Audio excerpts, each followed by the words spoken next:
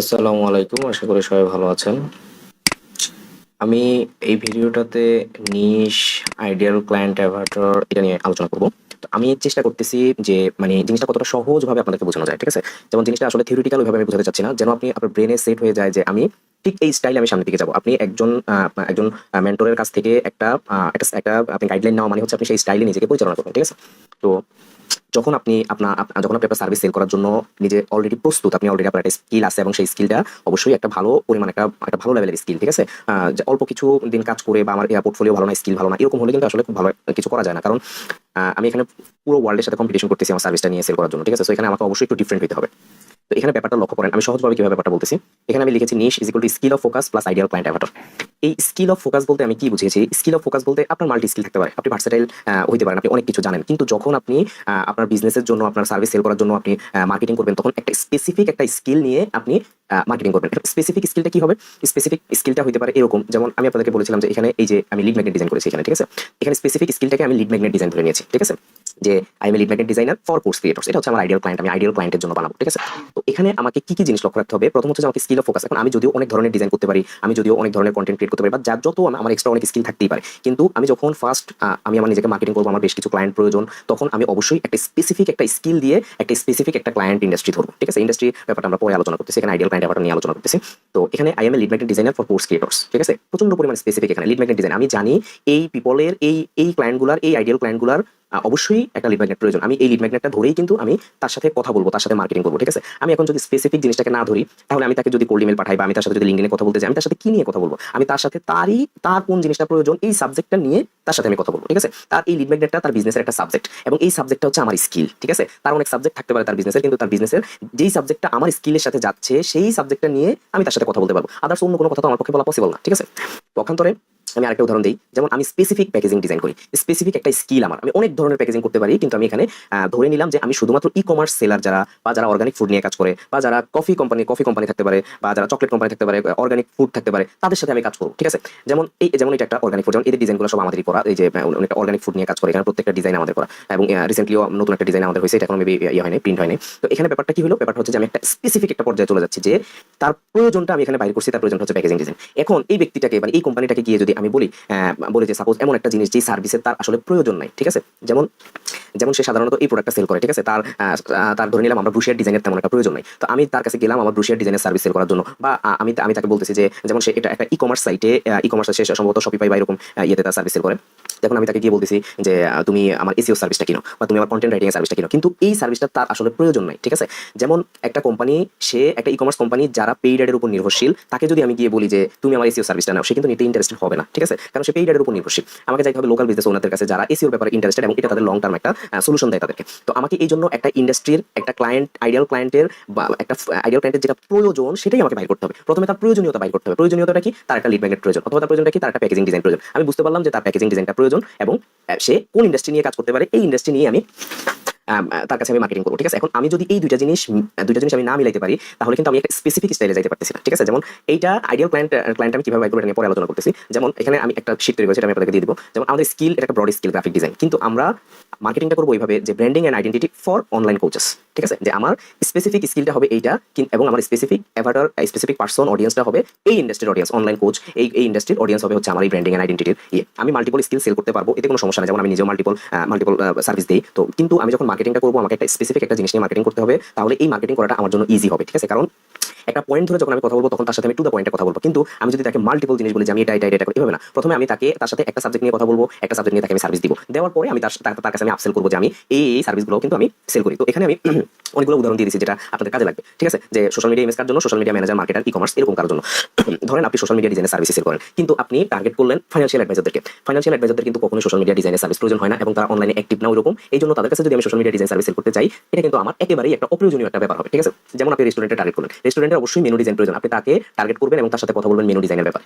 এখন আপনি যদি ফার্দার তাকে অন্য কিছু অন্য জিনিস তার কাছে আপনি সেল করতে চান, যেমন আপনি তাকে গিয়ে বললেন যে আমি তোমাকে প্যাকেজিং ডিজাইন করে দেবো, বা আমি তোমাকে বুক কভার ডিজাইন করে দেবো। এখন এইটা কিন্তু এটার সাথে খাটতেছে না, যাচ্ছে না। সো আমাকে বুঝতে হবে যে আমার যে স্কিলটা, আমি যে এখানে স্কিলটা আমার আছে, একজনের তো একটা স্কিল ভালো থাকে, যে স্কিলটা আমার ভালো, ওই স্কিলটা কোন ইন্ডাস্ট্রির সাথে আমার যাচ্ছে, কোন অডিয়েন্সের সাথে আমার যাচ্ছে। আমি টি-শার্ট ডিজাইন করব, আমি অ্যাপারেল অ্যান্ড ফ্যাশন ইন্ডাস্ট্রিকে টার্গেট করব। এখন আমি যদি এমন কাউকে টার্গেট করি, আমি যদি হসপিটাল ইন্ডাস্ট্রি টার্গেট করি বা আমি যদি পাবলিকেশনকে টার্গেট করি, তাহলে কি আমি আমার টি-শার্ট সার্ভিস সেল করতে পারবো না? আমাকে দেখতে হবে যে আমার স্কিলটা কার সাথে যায়, কোন ব্যক্তির সাথে যায়, কোন ইন্ডাস্ট্রির সাথে যায়। ঠিক আছে? তো এখন যেমন আমরা যদি ই-কমার্স কোম্পানিকে টার্গেট করি, আমরা তাদের কাছে সোশ্যাল মিডিয়া ডিজাইন সেল করতে পারি, আমরা তাদের কাছে ফেসবুক অ্যাড সেল করতে পারি, ফেসবুক অ্যাড সার্ভিস সেল করতে পারি। তারপরে এরকম যেই জিনিসটা তাদের প্রয়োজন, যেমন তাদের পেইড অ্যাডের জন্য তাদের ডিজাইনের প্রয়োজন হয়, ওই ডিজাইন সার্ভিসটা আমরা সেল করতে পারি। মূল কথা হচ্ছে যে আমার জিনিসটার প্রয়োজনীয়তা কোন জায়গাটায় আছে সেখানে আমাকে বের করতে হবে, এবং তারা আমার ওই সার্ভিসটা ছাড়া তারা চলতে পারে না। ঠিক এইরকম একটা সিচুয়েশনে আমি যখন যাব, তখন আমার সার্ভিস সেলিং করাটা ইজি।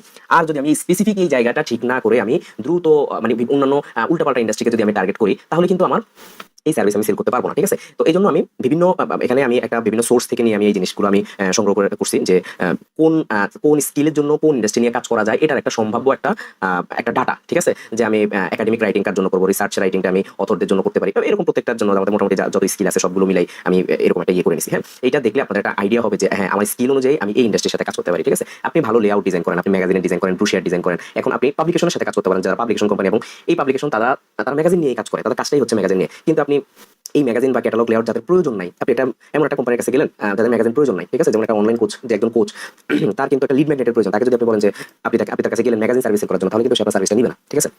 তো এরকম ভাবে আপনার সার্ভিস অনুযায়ী আপনাকে বাহির করতে হবে যে আমার স্কিল এবং আমার সার্ভিস অনুযায়ী কোন ইন্ডাস্ট্রির সাথে খাটতেছে, কোন ক্লায়েন্টের সাথে আমার খাটতেছে। ঠিক আছে?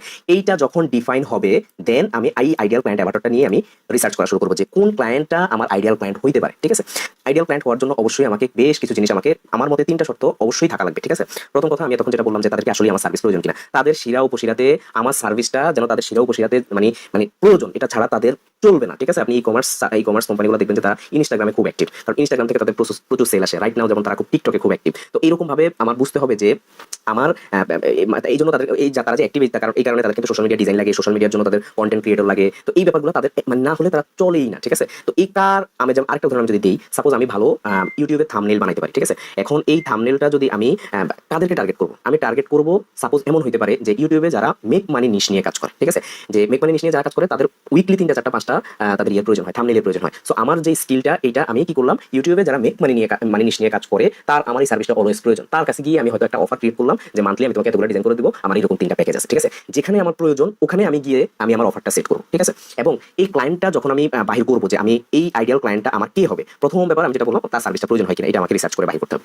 সেকেন্ড যেটা করতে হবে, আর দে অ্যাক্টিভ ইন সোশ্যাল মিডিয়া, তারা কি আসলে সোশ্যাল মিডিয়াতে অ্যাক্টিভ কিনা। এখন যেহেতু আমরা অনলাইনে ক্লায়েন্ট হান্ট করব, সেহেতু আমাদেরকে অবশ্যই তাদের একটা অনলাইন একটা প্রেজেন্স আছে কিনা তাদের, এটা আমাদেরকে এনশিওর করতে হবে। কারণ তারা যদি অনলাইনে অ্যাক্টিভ না থাকে, আমি কিভাবে মার্কেটিং করবো। ঠিক আছে? আমি যদি আজকে ইনস্টাগ্রামে যাই, গিয়ে যদি আমি ফাইন্যান্সিয়াল অ্যাডভাইজার লিখে সার্চ দিই, বা এমন কিছু B2B ইন্ডাস্ট্রি আছে, অ্যাকাউন্টিং ফার্ম বা এরকম কিছু ইন্ডাস্ট্রি আছে যারা কখনোই ইনস্টাগ্রামে তেমন একটা অ্যাক্টিভ না, হয়তো একটা আইডি থাকতে পারে, but they are not active here. হ্যাঁ, সো তারা যদি অ্যাক্টিভই না থাকে সোশ্যাল মিডিয়াতে, তাহলে আমি তাদের কাছে আমার সার্ভিসটা কিভাবে সেল করবো।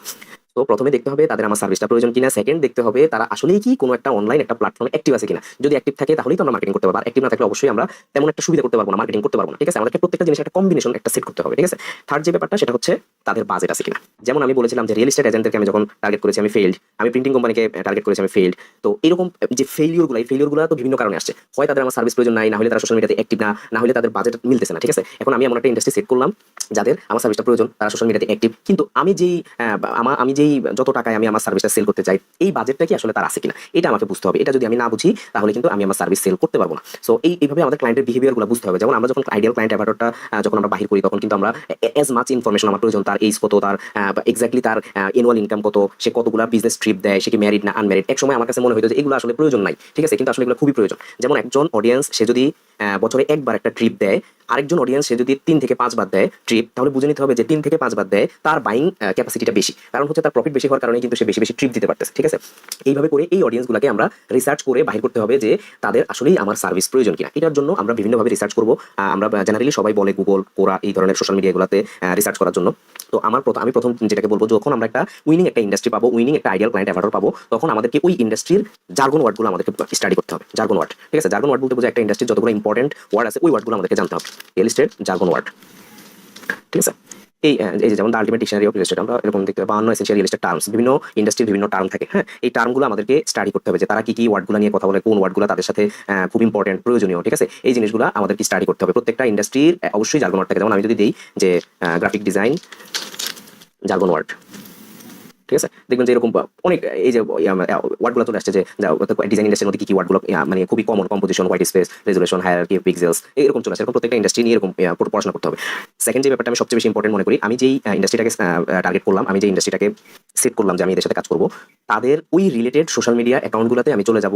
ফেসবুকে যদি যাই, আমি ফেসবুক গ্রুপে ওই যেহেতু আমার রিসার্চ করা হয়ে গেছে তারা সোশ্যাল মিডিয়াতে আছে কিনা, তাদের সার্ভিস প্রয়োজন কিনা, তাদের বাজেট আছে কিনা, মোটামুটি যখন আমার একটা আইডিয়া হয়ে যাবে যে হ্যাঁ এরা আমার সার্ভিস নিতে পারে, বা এই জিনিসগুলোই রিসার্চ করার জন্য আমাকে কি করতে হবে, আমাকে ফেসবুক গ্রুপগুলোতে আমার জয়েন করতে হবে। যেমন যদি রিয়েল এস্টেট হয়, আমি রিয়েল এস্টেটের একটা গ্রুপে জয়েন করলাম, অথবা যদি লিঙ্কডইন হয়, অথবা যদি এখানে ইনস্টাগ্রাম হয়, আমি কি করবো, এখানে আমি হ্যাশট্যাগ দিয়ে আমি ব্যাপারগুলো কি স্টাডি করবো যে তারা কতটুকু অ্যাক্টিভ, ঠিক আছে, তাদের কতটা আমার সার্ভিসটা প্রয়োজন। আমি কিছু মানুষের সাথে আমি কথা বলবো, আমি এখানে যদি লিঙ্কডইনে যাই, হ্যাঁ যদি আমি লিঙ্কডইনে যাই, আমি এরকম ভাবে দেখবো যে তারা কি নিয়ে কথা বলতেছে। এই ব্যাপারগুলো নিয়ে যখন মোটামুটি আমি স্টাডি করবো, যে রিয়েল এস্টেট পিপলদেরকে যখন আমি চাই যে তারা কি নিয়ে কথা বলতেছে, তারা কি নিয়ে কাজ করতেছে, এইরকম ভাবে যদি আমি মোটামুটি 10-15 দিন, এক সপ্তাহে স্টাডি করি, দেখা যাবে যে তার ইন্ডাস্ট্রিগুলো সম্পর্কে আমাদের একটা বেটার একটা আইডিয়া চলে আসছে, ঠিক আছে। এইভাবে করে অ্যাজ মাচ ইনফরমেশন আমাকে নিয়ে নিতে হবে আমাকে। তারপর হচ্ছে যে আমি একটা সার্ভে করতে পারি, যে সার্ভেটা আমি করলে আমি এনশিওর হবো যে হ্যাঁ আমি এই ইন্ডাস্ট্রি নিয়ে কাজ করতে পারি। সার্ভে স্ট্র্যাটেজির একটা কোশ্চেনিয়ার আমি একটা দেখাবো এক্সাম্পল হিসাবে। সো ওইটাতে আপনি সার্ভে স্ট্র্যাটেজি আমি আপনাদের ওইটাতে আমি প্রপারলি দেখাবো যে আপনি এই কোশ্চেনগুলো আপনি করতে পারেন, ঠিক আছে। তো এই ভিডিওটা এটুকু পর্যন্তই রাখতেছি। ধন্যবাদ সবাইকে।